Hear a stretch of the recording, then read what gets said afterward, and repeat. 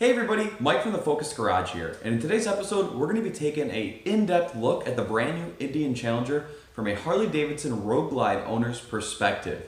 Now, I'm sure you've seen tons of videos already talking about the Challenger and the kind of specs that it has, and you've seen some of the competitor insight on it talking about, why one brand is better than that or not. There's a lot of controversy out there already about this bike, which is already not even, fully released yet. You can't walk into the dealers and buy one yet, and there isn't really any impressions of it as far as how it rides and how it drives, other than the 20 or so press release members that were able to test ride this bike out in California when they did the initial press release. So, just based off the specs alone that I've seen on this motorcycle, and also coming from somebody who owns, one of the bikes that it is challenging, I wanted to give you guys my kind of honest thoughts, expectations, and just overall considerations about how I feel about this motorcycle, what it means for Harley-Davidson, and what it means for the competition that the Indian Challenger is challenging. So, without further ado, let's get into it. A Harley-Davidson Road Glide owner's perspective of the Indian Challenger.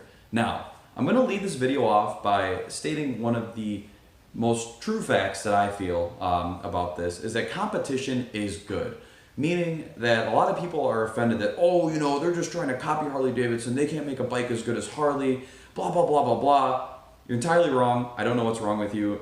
There's nothing wrong with healthy competition. And this is when it comes to electronics, when it comes to vehicles, technology, anything, like whether it's whatever, food restaurants, technology is good because it forces everybody to have to level up their game.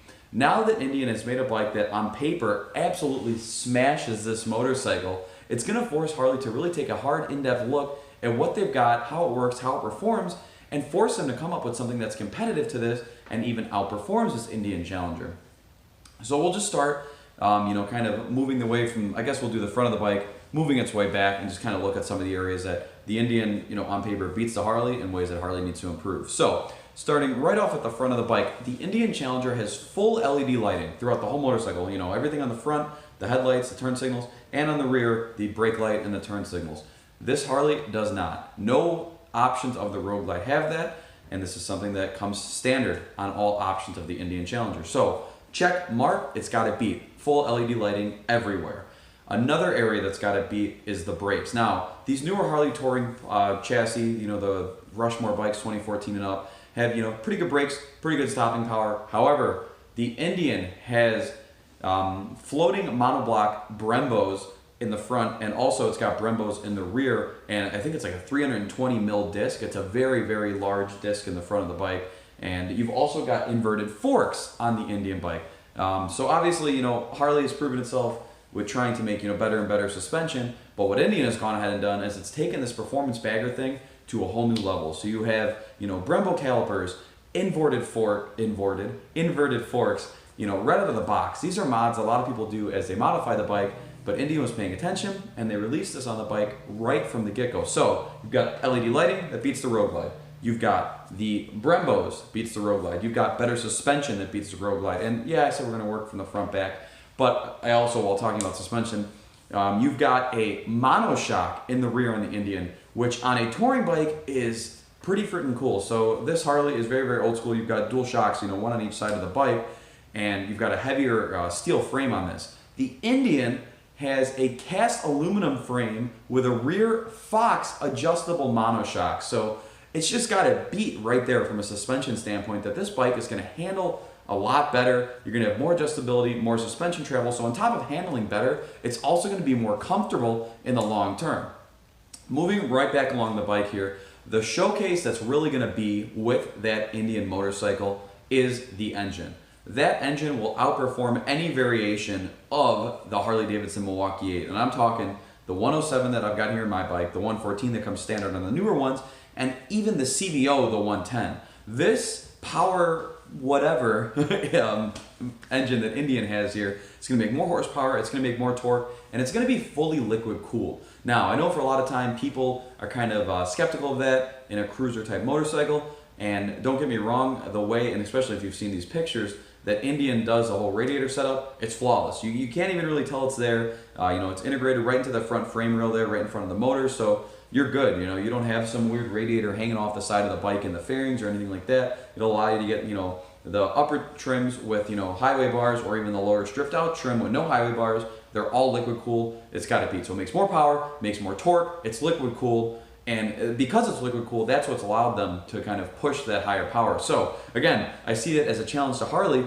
that they're beat now. They've got to go ahead, step up, go above and beyond, and have their motorcycles make equal or more power now because they're beat. That's always going to be an arguing point. And those are just some of the main things that I wanted to touch on. Another cool thing that the Indian has that the Road Glide does not have is it's got an adjustable windshield. It's got ride modes. These are all, again, things that they saw the Harley owners kind of complain that it doesn't have. They looked at the market, what some of the BMW bikes have, the Goldwing has, maybe even the Yamaha, the Venture, the Eluder, and people want these things. We live in an age where it's not all of a, people buy very, very specific dedicated bikes. They want a one-size-fits-all. So the fact that you can get a touring bike that's going to have, premium suspension, it's going to have adjustable ride modes, it's going to have adjustable suspension, huge brakes, a high-powered engine. I mean, it's all stuff that is very, very appealing to people, and it's going to be something that, truth be told, other than the brand loyalty, you're going to be hard-pressed to find somebody that goes towards a Harley-Davidson unless you're absolutely, torn away by the styling of the Indian. So, kind of take it back a little bit here. That's one of the things I'm not sure if I'm the biggest fan of. I understand that obviously there's only so many ways to design a fairing, especially a frame-mounted fairing like you have on these motorcycles here. I like the look of the front of the fairing. However, the way the fairing looks on the inside with like the infotainment, the gauge cluster, the speakers, I'm not sure I'm the biggest fan of how that looks. So I guess that could be one kind of knocking point that I'm not the biggest fan of the Indian. And something that's interesting to me right now too is upon initial release, Indian does not have a tour pack option of the Challenger. Now I'm sure they'll have a parts and accessories catalog where you can get one of them quick release, easy to take on and off, no problem there. But as equipped from the factory, there is no way to get that bike with a tour pack. So I'm curious if they're going to be adopting that into something into the future, or if that's just something that, because this is a performance-oriented motorcycle, they don't want to offer a tour pack, which again, I can kind of understand, both sides of that. Another takeaway from the Indian that I'm not the biggest fan of is the way that they've routed the bars through the fairing. Obviously, these are also not to everybody's taste. These look kind of ape-hangery, but these are the stock bars on my Road Glide here. The Indian ones kind of like come up and through the fairing, almost like straight back. And I can't help but think that that's going to limit your factory, not your factory, but limit your aftermarket options for bars there, because there's only so much opening the way they come through the fairing there and the way you're going to interfere with other stuff there. So I'm not really sure how changing out the bars on that bike would work. I'm sure they feel great. I'm sure there was a lot of testing done with how they function. However, they just look a little funky to me, and I'm not sure if that's something that's going to be appealing to people in the long run. Other areas where Indian has really hit the nail on the head is that bike has a 6-gallon fuel tank.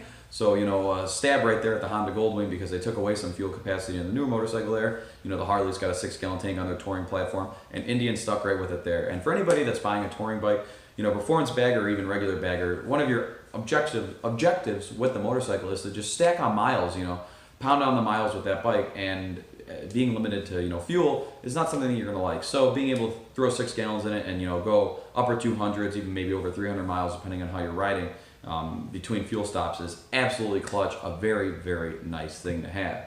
Now, I cannot wait to get on one of these Challengers myself and test ride it and see what I think about the motorcycle. I'm sure coming next year, springtime, we'll have demo days, and I can't wait to check one out to really see how it compares.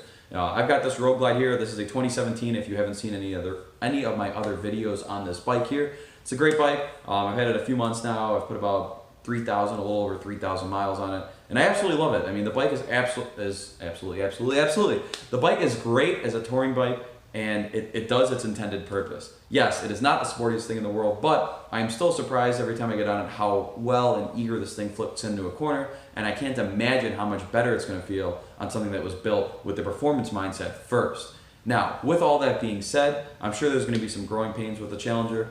I'm sure that, initially there may be some pushback of things that people don't like, and until the bike's been out for a little bit and people can get their hands on it, we really aren't going to know what the strengths are of the motorcycle and what the weaknesses are of the motorcycle. We can really only judge by what we can see in the initial press release here, where we've talked about, the suspension, the engine, the electronics, what have you, everything like that. I do think, props to Indian, that they've kept it very, very price competitive to the Road Glide. And I understand, the bike is not just a competitor to the Road Glide. It's a competitor to any kind of bagger or fixed fairing touring motorcycle out there. But people can't help but notice, obviously, the similarities with the Road Glide, the Challenger, American V-twin aspect of it. So in this video, I'm keeping it targeted towards, Road Glide comparisons there. But again, on paper, I honestly can't think of a way that this Harley would have that Challenger beat. Challenger stacks up great, that engine, I can't wait to see if they implement that into other touring bikes that they've already got in their lineup. It's going to be a great engine, and I really hope that we see the growth of more, V-twins, particularly American V-twins, push the envelope on what you can do as far as power now that they're going to start implementing that liquid cooling. It's always been one of those things that's kind of a mutually exclusive, that if you have a V-twin motorcycle, that people don't like to see it, liquid cooled in a touring bike, which doesn't make any sense because these machines are heavy. You can always implement a radiator somewhere or the other.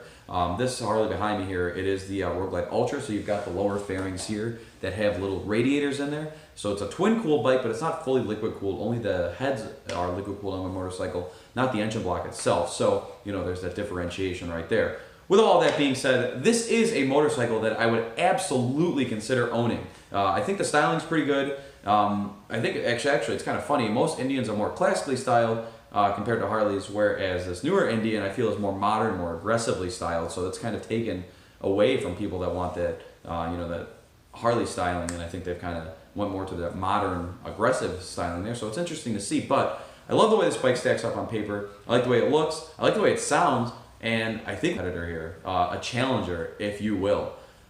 Got my Harley there. Definitely going to check out that Indian, and we'll hop into further thoughts and opinions once more stuff rolls out about this motorcycle. Want to hear your thoughts on the Indian Challenger down below, so please drop some comments. If you have not already, please be sure to like and subscribe to us. We've got all types of motorcycle content. We've got sportier content with the Yamaha. Andres got his Suzuki SV650 there. And then I've got more touring related stuff like that. We've got this Harley behind me here. Also, tons of automotive content. Like always, this is Mike signing off, and I will catch you guys in the next video.